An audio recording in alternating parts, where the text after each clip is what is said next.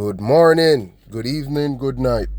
Whenever you're listening to this podcast, it's I Am Sure Sports, and this is the Alley Hoops podcast by me, Chris Lynch.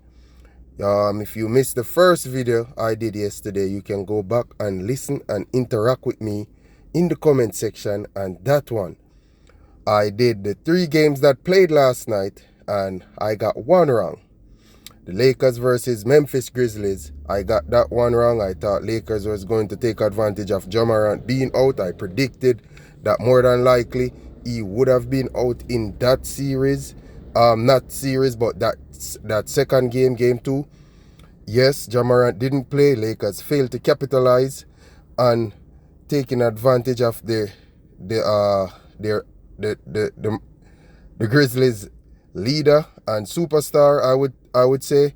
But I think the Lakers had a horrible shooting night from 3-point range, and I think that cost them the game. In the end, they end up lost by 10, but they trailed by like 20 at some point in the game. Memphis just looked like they were desperate and wanted to win that one. They were in control. Anthony Davis didn't have the best of nights offensively. He was good defensively. LeBron did the bulk of the scoring offensively. But Jaren Jackson Jr., the defensive player of the year, he was manhandling AD every time when they go in that post. So Jaren Jackson Jr. led from the front. I would think that Ja Morant is out, and he's the next leader in terms of on the court. And he did step up. With the other role players, Baines, Tice, Brooks, all of them step up. They make critical shots during that game when Lakers were down by 6 with some 4 minutes to go, and they continued to make shots and make sure the Lakers didn't get back. Yes, when Lakers were down by 6, I'm saying, here the Lakers come now, because obviously they are the more experienced team, and I was thinking that they were going to find a way to win the second game.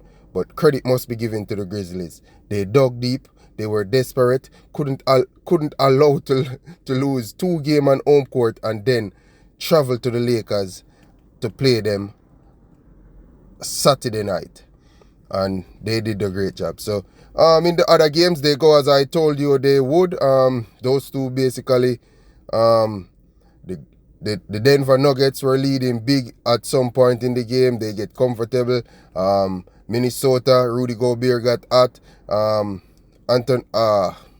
Karl Anthony Towns, he was very soft starting the game. He get into his own as the game progressed. But Denver Nuggets still walk away with that one. Like I told you, I like the Timberwolves, but they just can't find a way to close out games. They came back and leveled the score when they were down big in that game, but they just can't find ways to close out games. And that's a big part of playoff basketball. It becomes very difficult to score in the closing moments. And I have watched the Timberwolves for the last 2 years now, and they find it very difficult to close games. So Denver is up 2-0 in that series. The other series that I call correct, so I went 2 for 1 last night. The other series that I call correct though is the Miami Heat versus the Milwaukee Bucks. The Bucks is a better team than the Miami Heat. Miami Heat is not a good team. They were down like some 26, 27 points at some point in that game. They end up reduced it, and if you didn't watch the game, then you think it was close. But the Bucks tied up that one at home. Miami is Giannis didn't play in that one, by the way. The Heats are just very lucky that Giannis went down in that game 1, and they make me very sad because I wanted the sweep. I call that series to be the sweep. That's the only sweep I had in this round. And Giannis went down, and I think that messed up my prediction for the sweep. But let's get into today's 3 games that we'll be playing tonight very quickly. The first game is the Philadelphia 76ers versus the Brooklyn Nets. Philly in their leader, Joel Embiid, he's a very good leader. Joel Embiid, especially because he plays two-way, can be very influential on the defensive and offensive end. And the Nets doesn't have no answer for him, so I expect this to be 3-0. James Harden not having the best of series. He's shooting horrible, basically. But other people are showing up for Philadelphia 76ers. So one night it was Maxey, one night it was Tobias Harris, and obviously Joel Embiid is doing what he does because they're double teaming him and the floor is opening up for the others. But James Harden is just not knocking down shots efficiently. So let's see if he has a turnaround in game 3.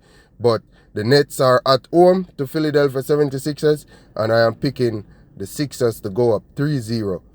The next game we will look at is the very mouth-watering clash between the Golden State Warriors and the Sacramento Kings.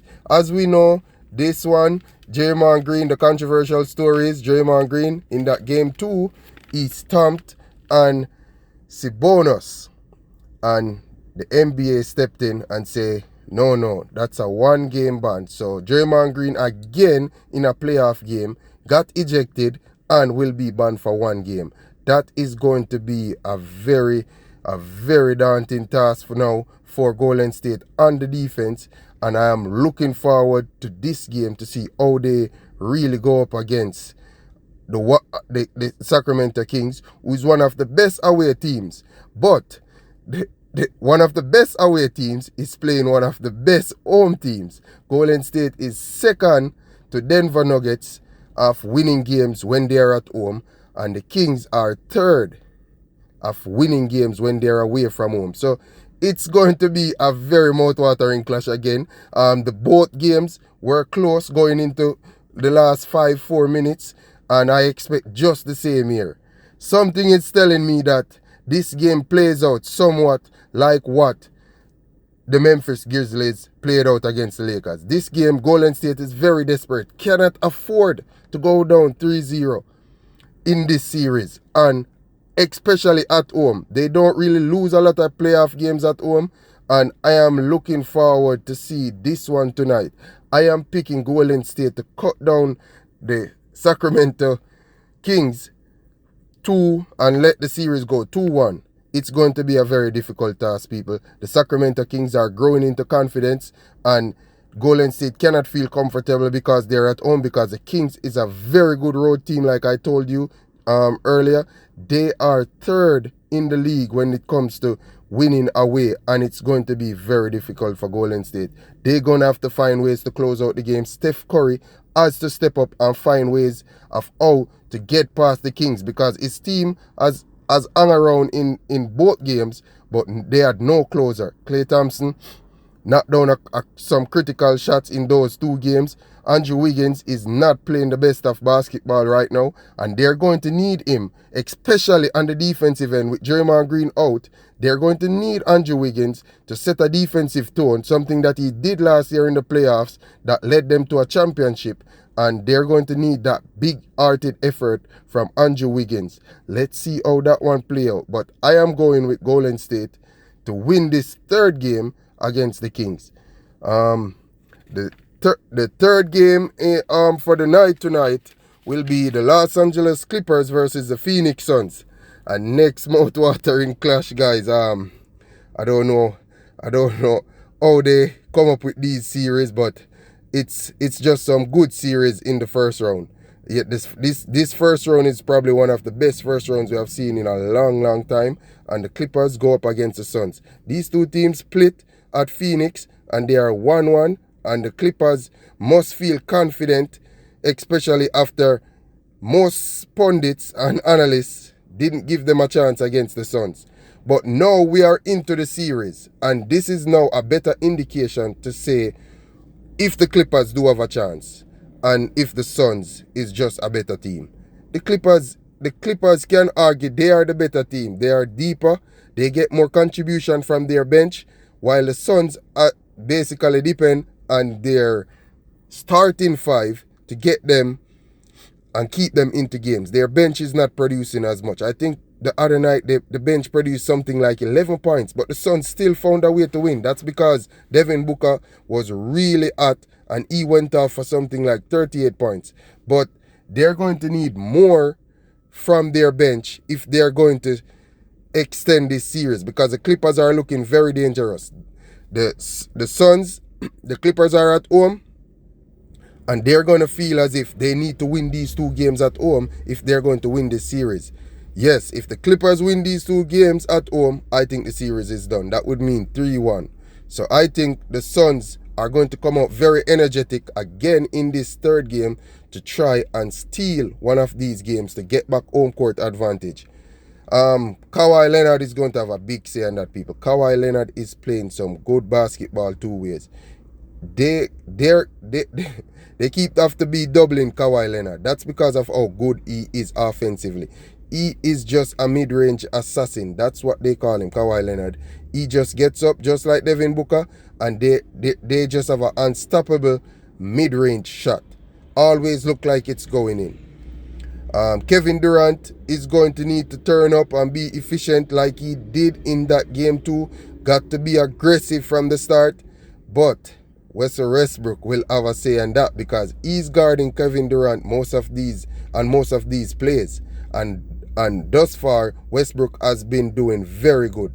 You're not going to shut out Kevin Durant all the time, but I think Westbrook is doing a very good job. DeAndre Ayton needs to turn up for the Suns and have a good game like he did in that game 2. He had like 7 of 10 from the field, and he needs to turn up and play efficient basketball again and be aggressive on that defensive end. Stay out of foul trouble. He was in foul trouble for some silly fouls. I would think at least 2 of those fouls he went in foul trouble. Luckily, the Suns got over the line. The key to this game, I think, though, Cameron Payne should be coming back. And that's good news for the Suns because Chris Paul, I think he's been asked to do too much as the point guard, and Cameron Payne is coming to relieve Chris Paul of some of those duties where he can score basket, and now they have someone who they can use in their closing lineup.